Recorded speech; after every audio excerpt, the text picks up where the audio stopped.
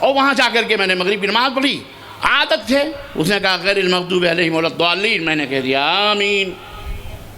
اب جیسے ہی امام نے سلام پھیرا، سلام پھیرنے کے بعد جسٹ اس کو تو آگ لگی ہوئی تھی، لگ گئی مرچی اس کو، اس نے سلام پھیر دی، پلٹ کے کہتا ہے کون سور بولا آمین، سیدھا سیدھا ایسی۔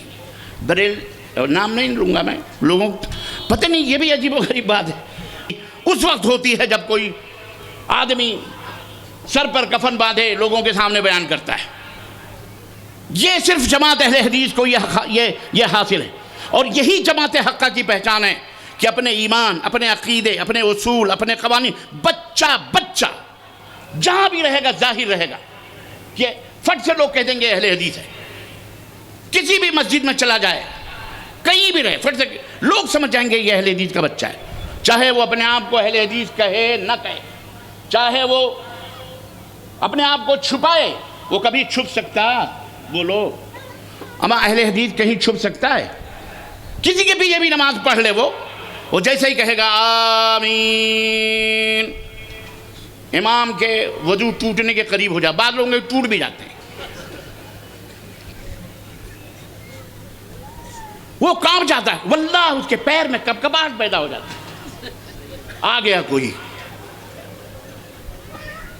ایک مولانا سید عبدالاول صاحب تھے، مشہور مقرر تھے وہ اپنے زمانے کے، ہمارے اہل علم جانتے ہوں گے، انہوں نے بیان کیا کہ میں ایک بازار، مغرب کے ٹائم ہو گیا، میں بازار میں تھا، ایک اذان ہوئی، میں مسجد میں چلا گیا، اور وہاں جا کر کے میں نے مغرب کی نماز پڑھی، عادت ہے، اس نے کہا غیر المغضوب علیہم ولا الضالین، میں نے کہہ دیا آمین۔ اب جیسے ہی امام نے سلام پھیرا، سلام پھیرنے کے بعد جسٹ اس کو تو آگ لگی ہوئی تھی، لگ گئی مرچی اس کو، اس نے سلام پھیر دی، پلٹ کے کہتا ہے کون سور بولا آمین، سیدھا سیدھا ایسی۔ بریل نام نہیں لوں گا میں، لوگوں پتہ نہیں، یہ بھی عجیب و غریب بات ہے، اما تم میرے لیے وظیفے پڑھو، اہل حدیث اہل حدیث اہل حدیث، میرا سینہ اتنا بڑا ہوتا جائے گا، ان کا نام لو تو پتہ نہیں کیوں ان کو تکلیف ہو جاتی، میرا نام کیوں لیا، میرا نام نہیں لینا، یہ بھی باطل کی نشانی ہے، یاد رکھو، یہ بھی جھوٹی جماعت اور جھوٹے گروہوں کی نشانی ہے۔ مولانا نے سلام پھیرنے، مولانا کھڑے ہو گئے، کہنے لگے میں نے کہا بھائی میں نے کہا ہے آمین، کہا تم کو جرت کیسے ہوئی ہے کہنے کی، وہ کہنے کی، کہا مولانا نے ایک بات بتائیے، آمین آپ نے بھی کہا کہ نہیں کہا؟ کہا ہاں ہم نے بھی کہا، پر ہم آہستہ کہتے ہیں۔ تو بولے آہستہ آپ نے کہا؟ کہا ہاں۔ تو کہا میں نے زور سے کہا؟ کہا ہاں۔ کہا تو میں نے زور سے کہا اس لیے میں بڑا سور ہوا، آپ نے آہستہ کہا اس لیے آپ چھوٹے سور ہوئے، لیکن سور دونوں ہوئے، اور دونوں سوروں میں بڑا میں ہی رہا۔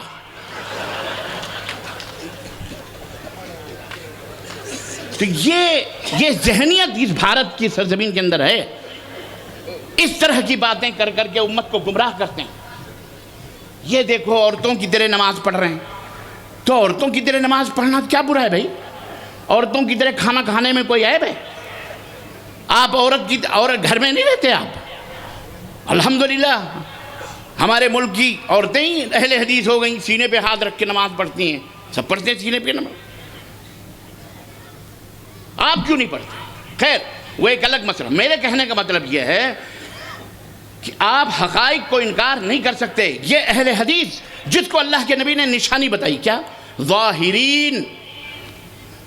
ایک نشانی تو یہ ہے کہ اللہ کے حکم کو، اللہ کا حکم کیا ہے؟ رب کا قرآن ہے اور محمد الرسول اللہ صلی اللہ علیہ وسلم کا فرمان، بس۔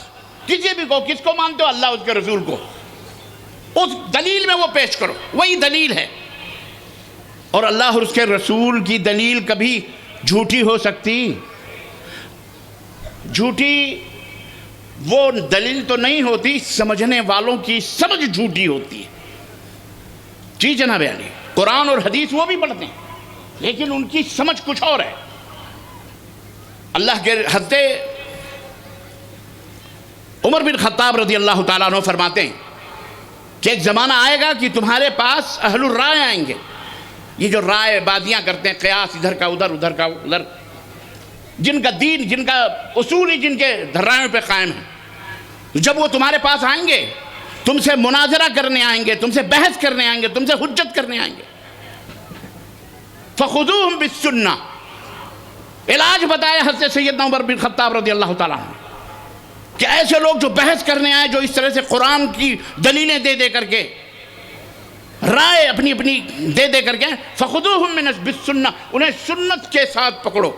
یعنی اللہ کے نبی صلی اللہ علیہ وسلم کی سنت، قرآن وہ کر رہا ہے، اس کو سنت حدیث لا کر کے اس کے سامنے رکھو کہ تم قرآن کی بات کرتے ہو. قرآن کو حضرت محمد الرسول اللہ صلی اللہ علیہ وسلم نے جس طرح سمجھایا ہے اس طرح ہم کو سمجھنا ہے. صحابہ نے جس طرح سمجھا ہے اس طرح ہمیں قرآن و سنت کو سمجھنا ہے. مثال کے طور پر میں آپ کو بتاؤں، اور بہت بہترین فارمولہ سیدنا عمر بن خطاب نے فرمایا. بہت سارے لوگ، ایک مثال میں دے رہا ہوں، دیکھو تکلیف نہیں ہونی چاہیے. ایک مثال ہے، کہتے جی اللہ تعالیٰ نے قرآن کریم کے اندر ارشاد فرمایا ہے وَإِذَا قُرِئَ الْقُرْآنُ فَاسْتَمِعُوا لَهُ وَأَنصِتُوا. قرآن پڑھا جائے تو خاموش رہو، چپ چاپ رہو، کچھ نہ پڑھو. حالانکہ کچھ نہ پڑھو یہ زیادتی ہے، لیکن خاموش. جب اللہ نے کہا قرآن پڑھا جائے تو خاموش رہو. اب امام سورہ فاتحہ پڑھ رہے ہیں نماز کے اندر، تو تم خاموش کیوں نہیں رہتے؟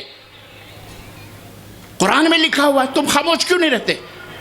اب آپ تو کہیں گے واقعی قرآن سے آپ دلیل دے رہے ہو. تو سوال یہ پیدا ہوتا ہے کہ یہ قرآن کس کے اوپر نازل ہوا؟ اللہ کے رسول صلی اللہ علیہ وسلم میں نازل ہوا، اور آپ پھر اس کو سنت سے پکڑیں. کیسے؟ کہتے ہیں کہ بھائی اللہ کے رسول صلی اللہ علیہ وسلم نے فرمایا کہ لا صلاۃ لمن لم یقرأ بفاتحۃ الکتاب. بھائی ہم سورہ فاتحہ اس لیے پڑھتے ہیں کہ اللہ کے نبی نے فرمایا وہ نماز ہی نہیں ہوتی جس میں سورہ فاتحہ نہ پڑھی جائے. تو یہ قرآن اللہ کے نبی پہ اترا، اللہ کے نبی زیادہ سمجھتے ہیں، تب ہم، اور اسی نبی نے ہم کو سورہ فاتحہ پڑھنے کا حکم دیا ہے کہ نمازی نہیں. اس لیے ہم قرآن، اس لیے ہم حدیث پڑھتے ہیں، اس لیے ہم سورہ فاتحہ پڑھتے ہیں. بات سمجھ میں آئی کہ نہیں آئی؟ اس لیے ہم سورہ فاتحہ پڑھتے ہیں. نمبر 1. نمبر 2،